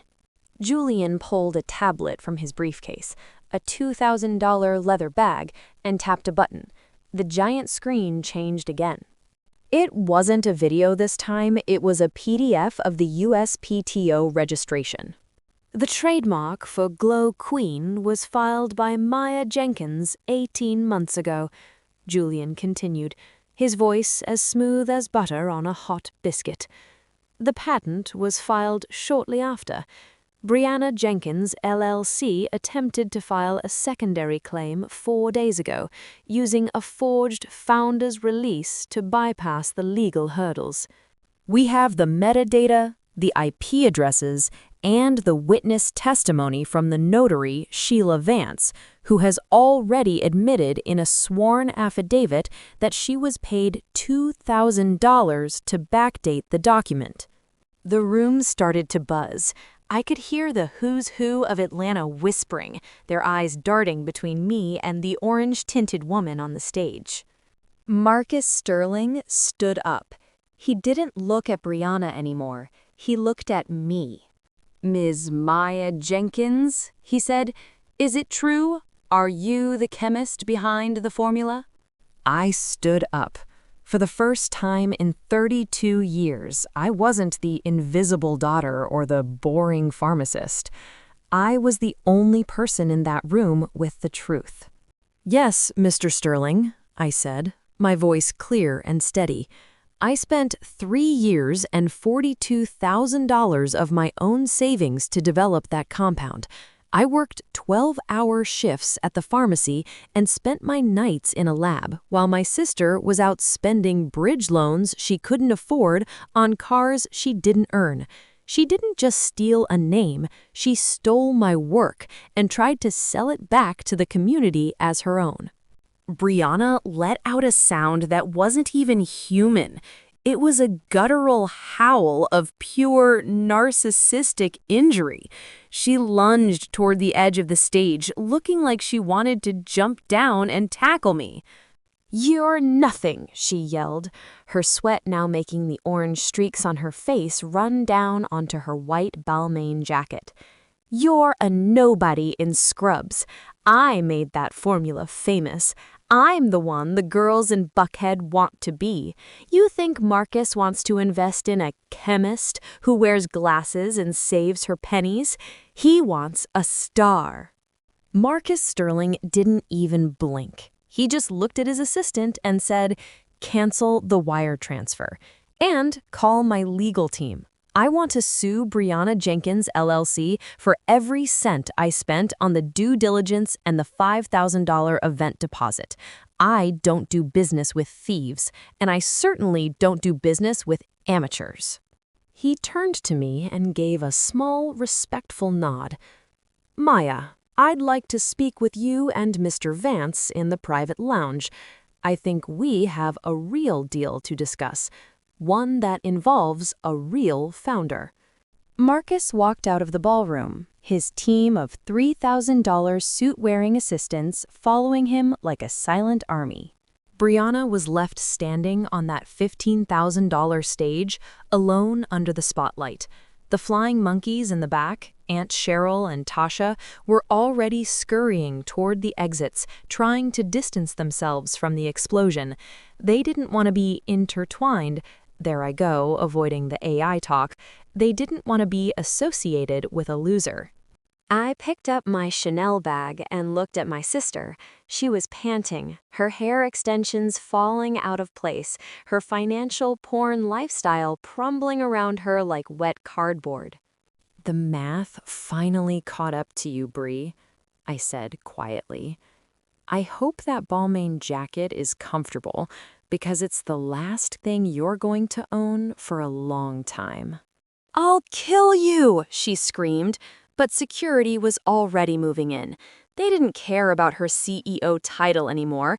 They saw a woman making a scene at the Ritz, and they were treating her like a $300 an hour disturbance. I walked toward the private lounge, my heels clicking on the floor with the sound of a woman who just collected every single receipt. Now, y'all won't believe who was waiting for us in the hallway. It wasn't just Marcus Sterling's team. See, Big Vic, the man who gave Brianna that $50,000 bridge loan, has a very strict policy about his money, and he doesn't like it when his investments get canceled on live television. Wait for it. Because while Brianna is busy fighting with security, there's a man in a $10,000 black SUV sitting in the valet line, and he's not here for a skincare pitch. Now, y'all won't believe the way a 5-star ballroom turns into a crime scene when the glitter finally falls off the lie. The Ritz-Carlton is known for its gold standard service, but as Brianna stood on that stage, the only thing gold about her was the fake hardware on her $3,000 Judith Lieber bag that was currently vibrating against the floor. The music had been cut. The financial porn slides were frozen on the image of her forged signature, and the who's who of Atlanta were all holding up their $1,300 iPhones to catch the most expensive downfall in the city's history. Brianna wasn't just shaking. She was vibrating with a narcissist's pure, unadulterated rage. She looked down at the front row, where Marcus Sterling was already walking away, and then she looked at me. The sunset orange streaks on her face were now dripping onto her $2,695 Balmain blazer, leaving neon stains on the white silk. She looked like a high-end disaster. "You think you've won?" she screamed, her voice echoing off the $10,000 floral arrangements. "You're just a thief, Maya. You're trying to steal my glory because you're too boring to have your own. Marcus, don't walk away. She's gaslighting you. I'm the CEO. I'm the brand." Two security guards, men in suits that probably cost $800 apiece, moved toward the stage. They didn't look impressed by her queen energy. They looked like men who were about to handle a $300 an hour liability. "Ma'am, you need to step down from the podium," one of them said, his voice as firm as a Sunday morning deacon's. "Get your hands off me!" Brianna shrieked, swinging her arms so wide her $10,250 Rolex Datejust went flying across the stage. It hit the floor with a hollow clack, and y'all, I saw a piece of the luxury bezel pop right off. That's how I knew for sure it was a clone. A real Rolex doesn't shatter like a cheap toy from the flea market. I stood there, the gray rock in the middle of her hurricane. I didn't yell, I didn't gloat, I just watched. Aunt Cheryl and Tasha were already halfway to the back exit, trying to blend into the shadows. They were the ultimate flying monkeys, loyal when the checks were clearing, but gone the second the wind changed direction. Aunt Cheryl was clutching her $350 Michael Kors bag like a shield, her face tight with the realization that the Sandy Springs house Brianna promised her was never coming. Suddenly, the heavy oak doors at the back of the ballroom swung open. These weren't security guards. These were four men in windbreakers with FBI and state police emblazoned in yellow on the back. They weren't there for a noise complaint. The room went from a buzz to a dead silence. You could hear the hum of the $40,000 sound system as it picked up Brianna's ragged breathing. "Brianna Jenkins?" the lead officer called out, his voice cutting through the financial porn atmosphere like a hot knife. Yes? Brianna stammered, finally stepping back from the edge of the stage. "I'm the CEO of Glow Queen. I'm in the middle of a $2,500,000 deal. You're interrupting a high-level investment summit." "We have a warrant for your arrest," the officer said, walking down the center aisle past a row of stunned socialites. "Charges include grand larceny, wire fraud, and forgery. We also have a warrant for the seizure of all assets associated with Brianna Jenkins, LLC, and the Glow Queen brand name." "Seizure?" Brianna's voice went up an octave, sounding like a tea kettle about to blow. "You can't seize my car. I paid $50,000. Well, I have a loan. My Birkin. That bag is $28,000. "Actually, ma'am," the officer said, reaching the stage and pulling out a pair of silver handcuffs. "According to the forensic audit provided by the USPTO and the bank, those assets were acquired using fraudulent documentation and stolen intellectual property. It all belongs to the state now as evidence." The flying monkeys finally stopped running. Aunt Cheryl turned around, her mouth hanging open. Tasha looked like she was about to be sick. They realized the celebration dinner they'd been planning was going to be a visitation in a cold room with a glass partition.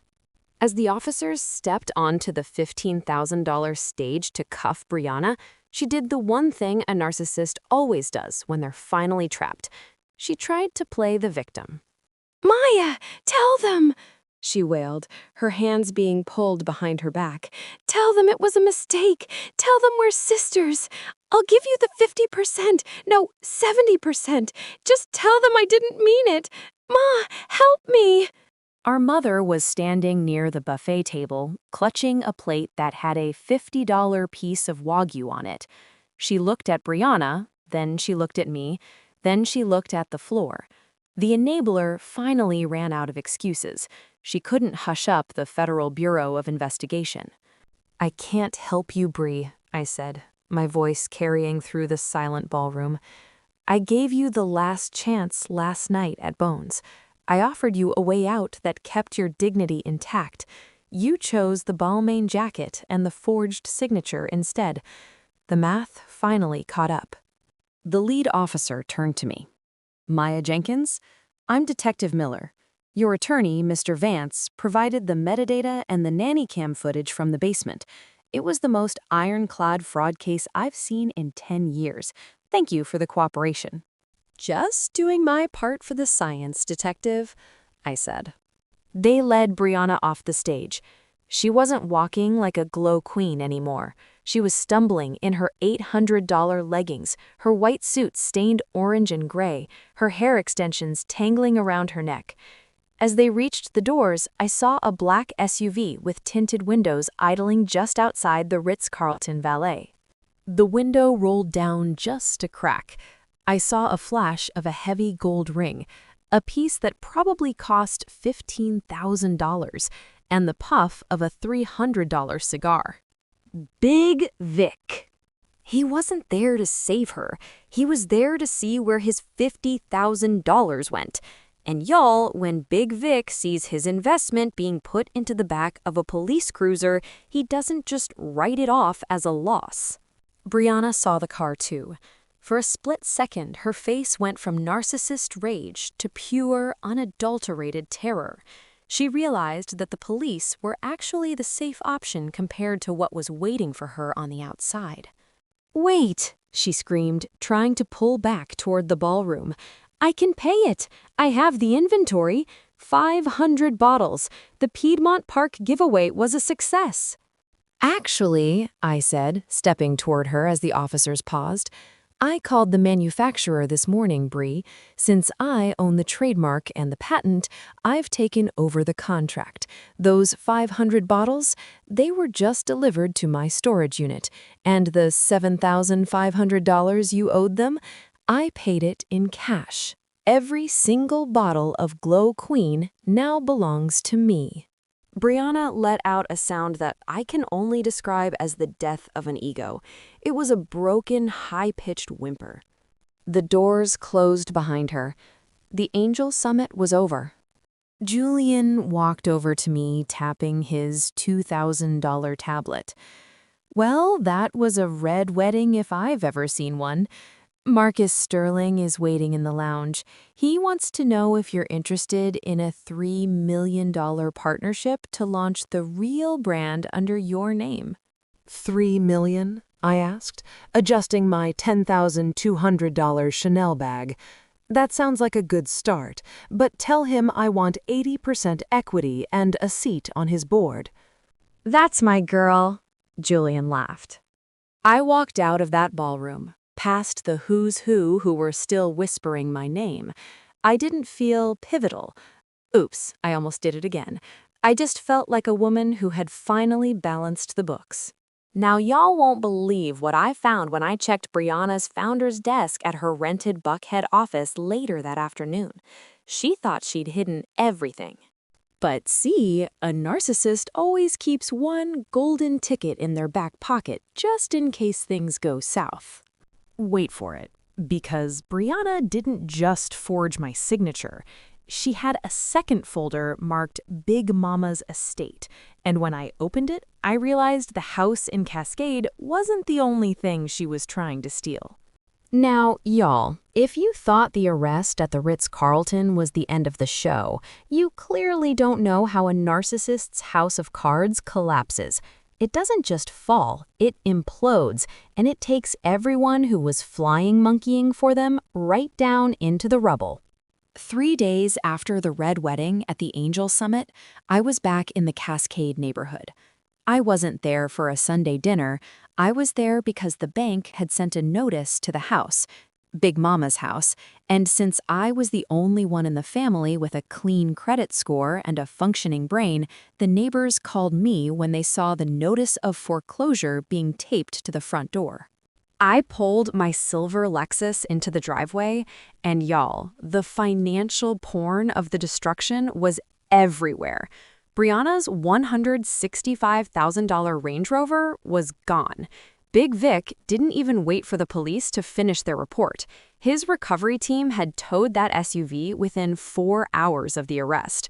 The gravel in the driveway was still torn up from the tires.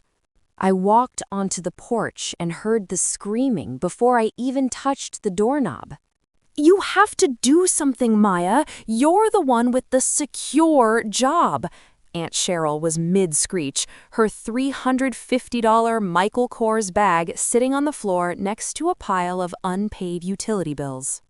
My mother, the ultimate enabler, was sitting at the kitchen table, her head in her hands. She wasn't wearing her $550 Hermes scarf anymore. She looked old. She looked broken. And Tasha? Tasha was in the corner, frantically scrolling through her phone, probably trying to delete every Glow Queen post she'd ever made so she wouldn't be so she wouldn't be connected to the fraud. "The lawyer says Brianna needs $50,000 just for the retainer," my mother sobbed, looking up at me with watery eyes. "And now the bank says the house is being taken because Brianna used the deed as collateral for that bridge loan. Maya, please, you have to give us the money. Your family." I stood there, the gray rock in the middle of their panic. I didn't sit down. I didn't offer a hug. I just pulled a manila folder out of my $10,200 Chanel bag. "I'm not giving you $50,000, Ma," I said, my voice as calm as a pharmacist counting out pills. "And I'm definitely not paying for Brianna's defense. I found this in her office." I laid the document on the table. It was the Big Mama's estate folder I'd found in Brianna's desk. While y'all were busy cheering her on as the CEO, Brianna was busy trying to steal this house from all of us, I said. "This is a forged quitclaim deed. She tried to transfer Big Mama's $600,000 property into her own name so she could use it to secure another $200,000 from Big Vic." Aunt Cheryl gasped, her hand flying to her chest. She wouldn't. She told us she was protecting the house." "She was protecting her lifestyle," I snapped. "The math wasn't mathing then, and it's definitely not mathing now. She spent $12,000 on a trip to Tulum, while the taxes on this house were 3 months overdue. She bought a $15,000 fake watch, while the mortgage she forced you to sign for was in default." "But we'll be homeless, Maya," Tasha yelled, finally looking up from her phone. "You have $354,000 in the bank. We saw your statement on the table during the peace offering lunch. You can save the house. You can pay off Big Vic. It's only $100,000 to clear the debt." The audacity was truly at an all-time high. They wanted me to set $100,000 on fire to save a narcissist who had literally tried to forge my life away. "No," I said. The word hung in the air like a heavy fog. "No?" my mother whispered. "But I'm your mother. We are your blood. You're going to let us lose Big Mama's legacy because you're bitter?" "I'm not bitter, Ma. I'm boundaried," I said, using the therapy vocabulary they hated so much. For years, I've been the scapegoat. I paid for the medications. I paid for the Sunday dinners. I did the work while Brianna did the acting, and y'all chose the actress every single time. You gaslit me into thinking I was jealous when I was actually the only one telling the truth. I turned to Tasha. You wanted that $12,000 tuition for your daughter? Go ask Brianna for it. Oh, wait, you can't. She's currently in a cell at the Fulton County Jail, and her expert witness has already turned state's evidence against her. You're a monster, Aunt Cheryl hissed. Big Mama would be ashamed of you. Big Mama is the one who taught me how to read a contract, Aunt Cheryl, I replied. And she's the one who told me that if you lay down with dogs, you wake up with fleas. Y'all are covered in 'em. I walked toward the door. I didn't look back at the flying monkeys as they started wailing again. I had one more stop to make. I drove to the law offices of Julian Vance. He was waiting for me with a bottle of $150 champagne and a set of keys. It's done, Julian said, his Christian Louboutin loafers reflecting the afternoon sun. Since the house was in foreclosure and the deed Brianna filed was fraudulent, the bank was more than happy to settle. I used $60,000 of your investment capital to buy the note directly from them. You didn't just save the house, Maya. You own it. And the eviction notices? I asked. Served this morning, Julian smiled. Your mother, Aunt Cheryl, and Tanisha have 30 days to find a new place to live. Big Vic has been notified that the property is no longer collateral for Brianna's debt, which means he's going to be looking for his $50,000 elsewhere. I took the keys. They felt heavy. They felt like justice. And Brianna? The DA is looking at 10 years, Maya. Wire fraud, grand larceny, and multiple counts of forgery. Because she used your social security number, it's a federal interest case now. She won't be seeing a Balmain jacket or a Buckhead brunch for a very long time. I walked out of Julian's office and stood on the balcony. I looked out at the city of Atlanta. Somewhere in a cold cell, Brianna was probably still trying to tell the guards she was a CEO. Somewhere in Cascade, my family was finally realizing that the gray rock they'd been stepping on for years was actually a mountain. I pulled out my phone and did something I should have done a long time ago. I went to the family group chat. I typed one last message. I have officially purchased Big Mama's house. Your eviction notices are on the door. Do not call me, do not text me. From this moment on, I am no contact with all of you. If you need to reach me, call Julian Vance. His hourly rate is $650. I suggest you start saving your pennies. I hit leave group.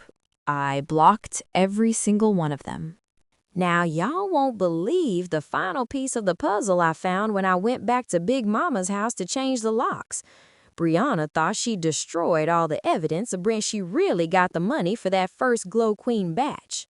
But see, she forgot that Big Mama had an old-fashioned floor safe hidden under the rug in the sewing room. Wait for it, because when I opened that safe, I didn't just find more of Brianna's lies. I found a letter Big Mama wrote 10 years ago, a letter that proves I was never the invisible daughter she was worried about. Now, y'all won't believe how much can change in a year when you finally stop carrying the weight of people who only see you as a stepping stone. It's been exactly 12 months since that red wedding at the Ritz-Carlton, and let me tell you, the air in Alpharetta just hits different than the humidity in Cascade. I'm sitting on my back veranda right now, looking out over my 5-acre lot.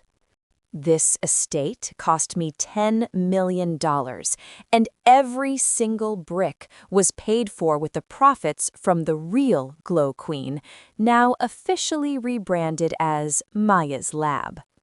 I'm sipping on a cup of tea from a porcelain set that cost $2,400, wearing a silk lounge set from Loro Piana that retails for $3,200. My skin, it's glowing for real this time. No golden hour orange traps here, just pure, stabilized science. But before I get into the financial porn of my new life, I know y'all are dying to know what happened to the golden child. Brianna's trial lasted 3 weeks, and it was the best show in Atlanta.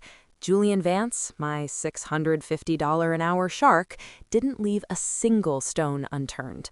Between the nanny cam footage of the forgery, the metadata from the investor portal, and the testimony from those orange-tinted influencers, the jury didn't even need an hour to deliberate.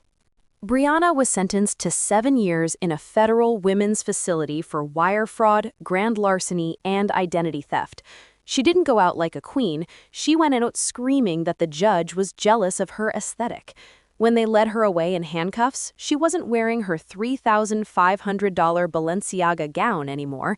She was wearing a standard-issued jumpsuit that, ironically, was almost the exact same shade of pumpkin orange as her failed formula. The flying monkeys didn't fare much better.